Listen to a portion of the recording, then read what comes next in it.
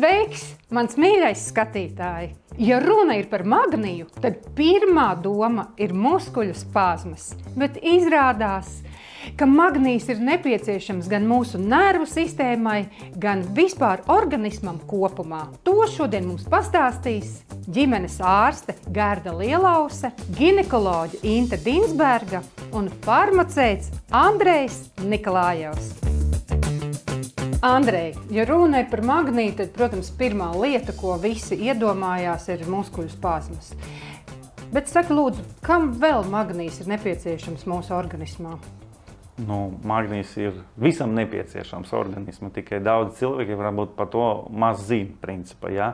Un pirmais, kam ir nepieciešams, tas ir mūsu galvenam kompjūteram, ja, nervu sistēmai, principā, ja, jo tur patēriņš mūsdienu cilvēkam ir ļoti augsts īstenībā, ja, jo tie visi stresi, nervozas situācijas, darbi un atbildības sajūtas, ja, viņi rada paaugstinātu magnija patēriņu organismā. Tāpēc pirmais, kam tiešām ir ļoti nepieciešams magnijs, tā ir nervu sistēma.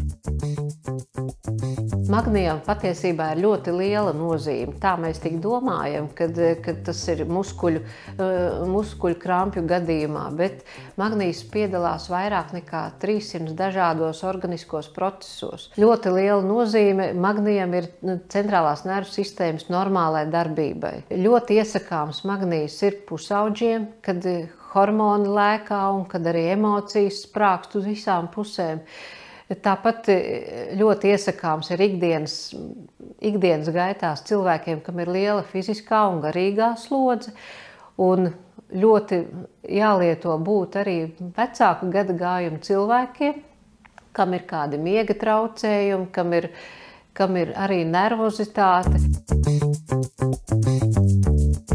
Kas notiek ar mūsu nervu sistēmu, ja nav pietiekamā daudzumā magnijas? Vienkāršiem vārdiem pastāstot, tas ir tā kā. Mēdz būt situācijas, es domāju, katram cilvēkam dzīvē mēdz būt tāda situācija, ka viņš grib ar kaut ko izlādēties. Viņam izdara vai nu kaut ko traku, vai nu kaut ko, kas viņam patīk, ja? Vai nu viņam periodiski jānodarbojas ar savu hobiju, lai tur izlādēties. Ja? Viņš izlādējas un tad viņš jūtas labi. Magnijs ir tas, kas nodrošina katrai šūnai izlādēšanos. Ja? Ja trūkst magnija, tā šūniņa nevar izlādēties, un viņa uzkrāja to nervozu impulsu, principā, ja? Un paliek tāda nervoza, tāda adataina, ja? Un viss nepatīk. Tiklīdz tu iedod tai šūnai magniju, viņa nomierinās, viņa izlādēs un jūtas komfortabli un spēj funkcionēt. Un tā kā magnijs ir svarīgs ļoti arī sievietes veselībai, tad dosimies pie ginekologa. Sāksim ar to, kāda varētu būt magnija trūkuma simptomi. Pirmkārt, tas ir nogurums, nespēks.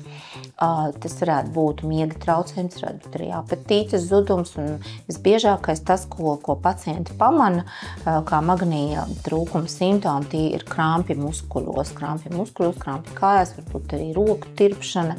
Tā kā, tas viss varētu liecināt par magnija trūkumu. Protams, var jau būt arī, ka mēs neko nepamanām, jā, bet tomēr aizdomāties par to, ka magnija lietošana varbūt būtu nepieciešama, dažkārt vajadzētu. Ir skaidri pierādīts, ka magnija trūkums organismā izraisa oksidatīvo stresu, un es domāju, nevienam vairs nav noslēpums, kas ir oksidatīvais stress un kāpēc tas ir slikti. Magnijs grūtniecei neapšaubām ir nepieciešams jau pirmkārt agrīnā grūtniecības periodā, tieši tajā posmā, kad notiek šī implantācija. Tātad mums ir būtiski arī uzņemt pietiekami daudz magnija pirms grūtniecības. Tāpat grūtniecības laikā neapšaubām magnijs ir labs bērniņa attīstībai. Magnijs ir nepieciešams bērniņa attīstībai, bērniņa nervu sistēmas attīstībai, muskultūras attīstībai. Tāpat grūtniecības laikā magnijs mazina arī krampju risku. Arī grūtniece sūdzās par to, ka viņai ir krampji kājās, tad neapšaubām viens no iemesliem arī varētu būt magnija trūkums. Ir pierādīts arī, ka magnijs, protams, samazina arī preeklampsijas risku. Bez tam magnijs piedalās arī kaulu stiprināšanā, ja tā var teikt, tad osteoblastu un osteoklastu sintēzē, kas ir ārkārtīgi būtiski savukārt sievietēm menopauzē, kad jau tāpat estrogēna trūkuma dēļ ir risks osteoporozē. Bet ir vēl citi, teiksim, organu sistēmas, kur viņš arī ir nepieciešams. Pieņemsim kuņģa zarnu trakts, ja? Jo biežāk pie magnija deficīta ne tikai muskuļu spazmas attīstās, ja? Bet arī iekšējo organu spazmas attīstās. Ja? Un tur var būt gan kuņģa kaut kādas spazmas, gan, teiksim, zarnu traktā tie paši aizcietējumi var attīstīties. Ja? Un tad zarnu traktam arī viņš nepieciešams. Tad nākamais, kas būtu neredzamais, ko mēs nejūtam, bet viņam ir nepieciešams, tā ir sirds īstenībā. Kad ir magnija trūkums, sirds dabūs tiešām lieki pastrādāt. Ja? Un tāpēc mēs to nesajūtīsim, ja? Bet īstenībā tā ir. Tagad ļoti modīgi ir teikt, ka visu var uzņemt ar pārtiku. Saka, lūdzu, ar kādu pārtiku mēs varētu uzņemt magniju un cik daudz būtu jāpēda, lai būtu pietiekamā daudzumā? Jā, tu vari ēst šādu vai tā, teiksim, tos produktus, kas ir bagāti ar magniju. Piemēram? Tas ir sēklas, pieņemsim, tas ir indijas rieksti, mandeles. Ļoti daudz magnija bija ķirbju sēklas, līņsēklas un arī saulespuķu sēklas ir daudz. Ja? Bet tie ir tie produkti, ko daudz nevar apēst īstenībā. 100 grami tas jau arī daudz īstenībā. Ja? Un tu katru dienu varbūt arī nelietos to, neēdīs. Grūti panākt to devu, magnija devu, kuru būtu jāuzņem ikdienā katru dienu, principā. Ja? Un tad mēs te pievienosim klāt, ja tu lieto vēl katru dienu kafiju, kafija izvada visu no organisma, visus minerāļus, mikroelementus un magniju arī tāpat, ja? Tad līdz ar to mums nelietojot papildus magniju, mēs pamazām iekrītam magnija deficīta un jūtamies kā savilkti, uzvilkti, nervozi un saspringti, principā, ja? Un tāpēc te ir pirmais risinājums, kas būtu nepieciešams izdarīt, nevis tikai kaut kādas ārstnieciskas masāžas, ja? Bet vienkārši paņemt aptiekā magniju. Tāpēc Nervostrongam ir jauns produkts izstrādāts, Nervostrong magnija formula. Un saki, lūdzu, lai neapjuktu aptieku plauktos, jo tur ir tiešām ļoti bagātīgs klāsts, kas mums tieši ir jāmeklē?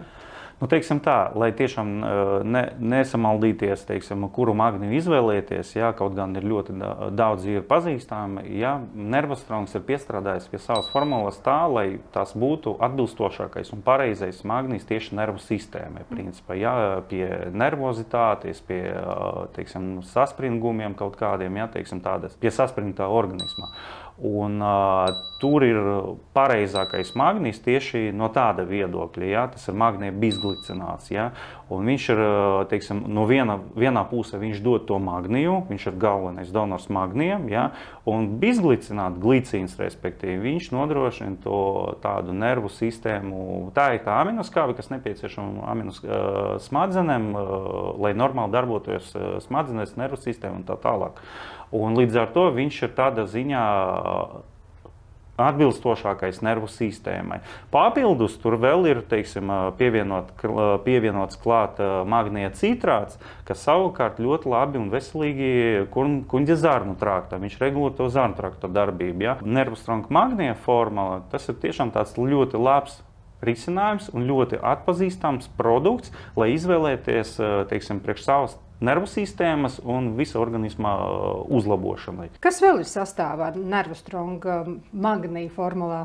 Jā, es nepieminēju, ka tur, protams, priekš nervu sistēmas ir ļoti vajadzīgi, cik tas ir Nervostrong, un tur ir, protams, B grupas vitamīni, B1, B2, B6, B12, ja, un galvenokārt B6, ja, un viņi visi ir gan magnijs, gan B grupas vitamīni, viņi ir atbilstoša deva, stipri lielāka, kā var nosaukt no stresa deva, principā, ja. Tur ir 500 mg deva, ja, un līdz ar to tas diezgan labi varēs cīnīties ar magnija deficītu organismā, ja. Tāda bustotā deva, lai tiešām cilvēks lieto to magniju normāli, regulāri, un ilgstoši, jo magnijam svarīgi nevis cik tu izdari, teiksim, cik daudz pa dienu, bet galvenais regulāri katru dienu ilgstošu periodu, burtiski līdz mūža beigām, teiksim, tā ārsti arī rekomendē, teiksim, uzsākt un lieto, principā.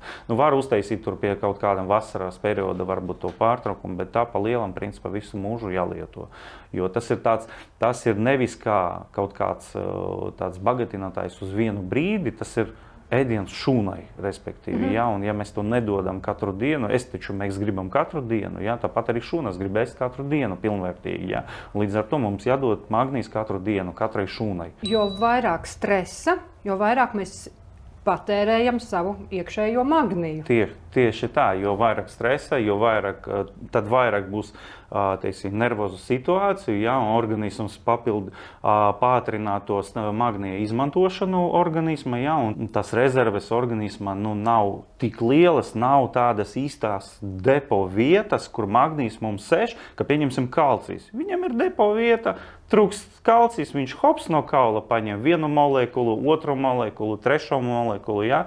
Mums, teiksim, par magniju, viņš it kā atrodas muskuļu šūnās, ja, bet cik tad viņš tur var turēt to deficītu? Jāatjauno magnija rezerves organismā, ja, tad mēs panākam tādu, teiksim, tā līdzsvaru. Ja. Ja mēs gribam rūpēties par savu šūnu veselību, lai viņas būtu mierīgas. Par sevi, nevis šūnu, par sevi, lai mēs labi justos, lai mēs labi izskatāmies, jo pie nākamā jautājuma, ko es gribētu minēt, ja, ka mēs citreiz domājam, ka mums viss ir forši un viss kārtība, ja, un mēs nejūtam un neredzam, kā darbojas tas stress, ka tas stress akumulējas, teiksim, dziļi iekšā zemapziņa, ja, un pieņemsim pa dienu dzīvojot, mēs domājam, ka mums ir forši, mēs ļoti labi tolerējam un to stresu noturam un nepsihojam pie jebkuras situācijas, ja, bet reāli tas stress, viņš ieurubinās iekšā dziļi zemapziņa, un pēc tam mums ir bezmiegs panākti, mums ir tādas nestandartas, teiksim, tādas uzvedības situācijas mēdz būt, mēs varbūt uz kaut ko citreiz asāks norēģējam, jo tas ir sakrājies stresiņš iekšā, ja? Vai vienkārši izsit korķus organismā, vai sirds problēmas kaut kādas sākas, vai asinsspiediens celšanas tādas neraksturīgas, lietoja zāles, man uzauga asinsspiediens, ja? Vai kundze zārnu trakts sāk bastot, teiksim, ja? Un kaut ko, teiksim, tur vai sāpes, vai vēl kaut kas, ja? Un mēs citreiz neredzam, kā tas stress, kā viņš reāli nodara to kaitējumu organismam, mēs neapzināmies, teiksim, ja? Bet risinājums citreiz var būt ļoti vienkārši ir jāpilda tās, ja? Līdz ar to par magniju tiešām ir ļoti labi jāpiedomā, tā ir ļoti svarīga minerālu viela organismam, ja? Un viņu tiešām jāņem savu vitamīnu arsenāla un, teiksim, jāpalielina savu dzīves kvalitāti. Jā, tas iekšējais stress ir tas, kas visvairāk grauj, ka mēs nejūtam ikdienā, bet... Jā, jo viņš urbina to veģetatīvo nervu sistēmu, ja, un izsit vienkārši tos korķus, tie paši galvas reiboņi, pat, kas ir diezgan bieži izplatīta problēma, ja, ka cilvēkam sāk griezties galva, viņš tādi koordinācijas traucējumi pat var būt, ja, un tas saistīts gan ar to pašu asinsspiedienu, ja, bet primāri tas ir veģetatīva nervu sistēma, ja, kurai pat daudz sakrājies stress, un viņš urbina un traucē vienkārši to nervu sistēmu normāli darboties. Ja? Un tāpēc ir svarīgi, pat ja tu ārapziņu jūti, ka tu labi jūties un viss ir kārtība, ja? Īstenībā tur zemapziņa viss, kas var notiek. Pieņemsim, tas pašas arī nakts svīšanas var būt. Jā, cilvēks, pieņemsim, viņš it kā guļ, it kā viss kārtībā, bet viņš no rīta pamostas, pieņemsim, jā, un viņam mitras spilvens, jā, viņam bijusi nakts svīšana, jā. Viņš nav sportojis pa nakti, jā, bet viņam ir, tas nozīmē, ka simpātiska nervu sistēma bija aktīva, veģetatīva nervu sistēma darbojas, aktīva bija, jā, neļauj normāli atslabināties organismu un vienkārši, darbojas, jā. Tas ir stress, un tas var būt saistīts arī ar to pašu magnija trūkumu organismu, ja? Tāpēc nepieciešama arī tā nervostronga magnija formula.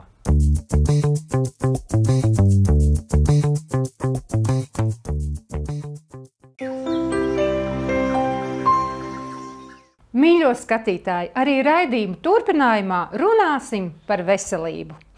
Latvijas aptieka farmacēte Iveta Zicāne mums skaidros, kāpēc regulāri jālieto omega-3 taukskābes.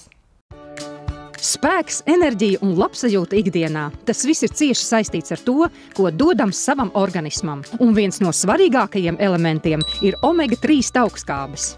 Omega-3, kā vienmēr varētu pateikt, ir glābiņš visam organismam.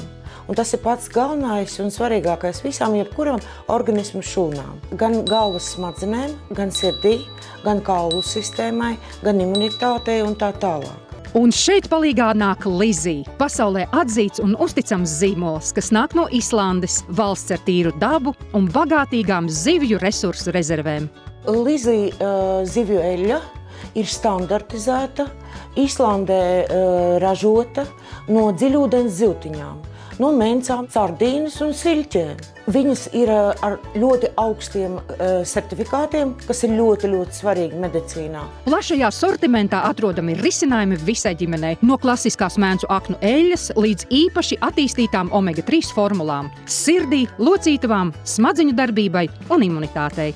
Lizija domā arī par mazākajiem. Bērniem pieejamas košļājumās kapsulas ar augļu garšu, kas papildinātas ar D vitamīnu, kā arī mēncu aknu eļļa, kas piemērota bērniem jau no 7 mēnešu vecuma. Rūpēsimies noteikti par sevi paši un sāksim to jau no bērnu dienām.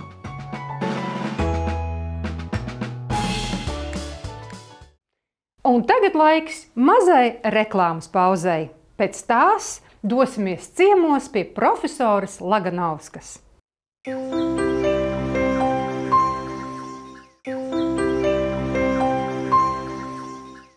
Un tagad dodamies ciemos pie profesoras Laganovskas, lai noskaidrotu, kādas ir jaunākās tendences kataraktas ārstēšanā.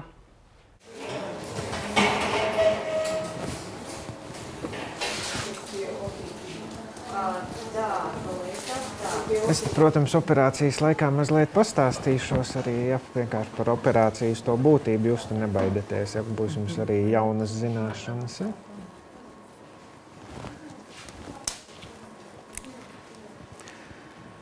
Kataraktas operācijas praktiski visbiežāk veiktākās operācijas visā pasaulē, ja? Ar vislabāko operācijas iznākumu. Un praktiski, ja kādam jautā, kas tad ir tas mērķis, kāpēc ir jāoperē kataraktu un kataraktas jāoperē, lai redze būtu kā jaunībā atkal. Jā, lai noņemtu visu miglu, viss tas viss tas apduļķotais spogulis atkal būtu skaidrs. Tā drusciņi ieskatīsimies vēl iekšā tajā atstiņā. Kas tad ir katarakta? Tātad, lai cilvēks redzētu, gaismas stariem ir jāiziet cauri visai acī un jākairina tīkleni. Ja? Un šis kairinājums no tīklenes tad lēnām pāriet uz mūsu pakaušu daivu un mums veidojas attēls. Un tad mēs redzam. Bet, lai šie gaismas stari varētu nonākt līdz tīklenei, jo cilvēks principā redz ar tīkleni, ja?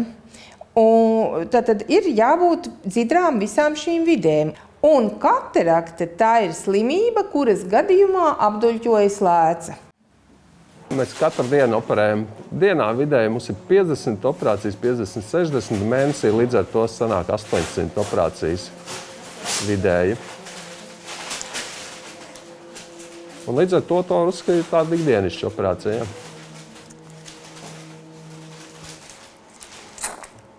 Ir jāsaka tā, ka kataraktai tādu īpašu simptomu vispār nav. Nekas nesāp. Vienkārši paliek lēnām tāda miglaināka redze. Un cilvēks vienkārši sāk sliktāk redzēt. Un parasti cilvēki, kuri neapmeklē acu ārstu regulāri, kā mēs to iesakam reizi gadā, parasti viņi to konstatē tad, kad viņi jau redz kaut kur apmēram 3-4 rindiņas uz tabulas, un viņiem sāk parādīties problēmas ar lasīšanu. Kad vairs nevar lasīt normālu tekstu, ne ar, ne bez brillēm, tad pacienti, kuri tā, kā saka, nav īpaši vērsti uz profilaktiskām apskatēm, tad viņi parasti noteikti nonāk pie acu ārsta. Ja? Un kataraktas slimniekiem diezgan bieži ir vērojami tādas simptomas kā priekšmetu vai nu dubultošanās, vai pat trīskārtošanās. Un viņi saka, bet viņi nav tāda uzmācīgi, ja? Bet viņi saka, ka es kādreiz paskatos un es redzu, ka tur aug 3 kociņi dārzā, nevis tikai 1. Ja?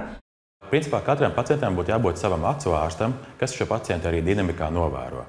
Viņš skatās, kāds ir redzes asums, kāds ir acu spiediens, viņš skatās to dinamikā, piemēram, reizi gadā vai reizi pusgadā, un skatās. Ja redzes asums krītās, un arī pacienta acu ārsts redz, ka šie lēci kļūst bišķiņ apduļķotāka, tad jau principā tā diagnoze ir diezgan skaidra. Ja tā lēca nav pavisam apduļķota, mēs viņai varam redzēt arī cauri un ar mikroskopu un oftalmoskopiju izmeklēt arī acu dziļās struktūras, principā acu ārsts var būt diezgan droši, ka viss ir kārtībā. Ja acu ārstam ir šaubas, ka varbūt vienīgā vaina nav tikai katarakta, bet arī tīklene, tad var nozīmēt arī papildus izmeklējumus. Kā piemēram, viens no šiem ir, man aiz muguras atrodas optiskās koherences tomogrāfija, kas ir īpaši piemērota priekš tīklenes izmeklējumiem. Nevienmēr tīklenes izmaiņas tādas lielas un grandios, kuras mēs varam paši ar aci pamanīt, tāpēc šāda metode ir ļoti laba, jo mēs arī varam pašas sīkākās problēmas, pašas sīkākās patoloģijas arī viegli atrast, identificēt un arī nozīmēt atbilstošu ārstēšanu. Protams, filmās jau bieži vien ir tādi dažādi brīnumaini gadījumi, ka cilvēks dabū ar bumbu pa galvu vai, teiksim, kaut kāda tāda, ekstrēmi kaut kur krīt, ja? Protams, šajos gadījumos var būt situācija, kad cilvēks, kurš pilnīgi neredz, viņam redzi atgriežās, ja? Un tas parasti notiek tāpēc, ka šī lēca, ka viņa izmešķis no savas vietas un iekrīt stiklaveida ķermenī, ja? Un tādā gadījumā, ja cilvēkam ir pilnīgi apduļķota lēca, protams, šī redze var atgriezties. Protams, tā nebūs gluži pilnvērtīga redze, bet kaut kāda redze var atgriezties. Un visās šajās pasakainajās filmās, kad teiksim, akls cilvēks iet un viņam redze atgriežās, ja, pat no sevis, tas parasti ir saistīts ar to, ka šī lēca ir nogrimusi stiklaveida ķermenī. Mūsu dienās tomēr tāda pamat ārstēšanas metode kataraktei ir lēcas nomaiņa, tātad operācija. Un tagad šīs operācijas aizvien uzlabojās, kļūst aizvien mazāki griezieni, aizvien saudzīgāka ultraskaņa, aizvien labākas lēcas, kuras tiek implantētas. Un principā šodien kataraktas ārstēšana ir operācija. Un uz jūsu jautājumu, vai var gaidīt, ir šeit jāsaka tā, ka principā var lielākai daļai cilvēku nekas arī nenotiek, ja viņi gaida tikmēr, kamēr šī redze pazūd pavisam. Un tad arī var izoperēt kataraktu un lielākai daļai redze atgriezīsies. Diemžēl ne visiem pacientiem mēs vienmēr varam solīt acis plati vaļā. Solīt tas, ka tā redze būs tik laba, jo ir arī citas acis saslimšanas, kuras praktiski nav ārstētas vai tomēr aizgājušas tālu, ja mēs nevaram pārāk labi ietekmēt. Un viena no tādām saslimšanām, kas mūsdienās rietumu pasaulē tomēr diezgan smagi skar redzi, ir glaukoma. Un glaukoma, protams, ir neizbēgami sastopama arī kataraktas pacientiem. Nebija nekas pārāk traks. Bija pat labāk nekā pagājušreiz. Katra acīm jau pa savam, ja dažreiz vairāk jūtās, dažreiz mazāk. Ja mēs runājam par vecāku gadagājumu cilvēkiem, jau sākās arvien lielākas problēmas. Man pašam vecmammu es tikai 4. reizi dabūju uz operāciju galda. Jo pirmās 3 reizes, kad mēs viņu pierakstījām uz operāciju un jau principā sagatavojumā visu izdarīt, viņi vienkārši neiekāpa autobusā un neatbrauc. Šādi gadījumi nav retums, ir samērā bieži. Kāda ir šo veco cilvēku motivācija, ka galu galā man jau vairs daudz nav palicis, es jau tāpat kaut bišķiņu redzu. Īstenībā tā nav, un bieži vien tā redze mums ir tik strauji pastināties, ka tie pacienti pat neredz, cik pirksti ir apmēram 300 cm attālumā no pacienta sejas. Es to mēģinu vecmamai skaidrot, un arī ieskaidroju. Un, tādi klišejiskākie spēka vārdi ir, ja tu vēlies redzēt mazbērnus, tad dodamies uz operāciju. Tā, Petersons kundze, viss kārtībā. Vajadzētu būt arī stipri gaišākai tai redzītei. Ja? Tas, ka pacients atgūst redzi, tas jau ir tas lielākais gandarījums. Jo dažreiz jau ir tā, ka atnāk pacients, ir bijuši gadījumi, viņš ir tiešām akls, ir pilnībā kurls, viņš ir vedams pie rokas. Un ja mēs viņam vienu aci jau izoperējam, un viņš uzreiz sāk redzēt, viņš ir laimīgs, jo tad mēs atgūstam viņam kaut kādu tādu savu to dzīves redzējumu. Ja viņš ievada ratiņos aiz rokas, un pats viņš aizskrien mājās pie atšķīnai pie stūras, tas ir gandarījums.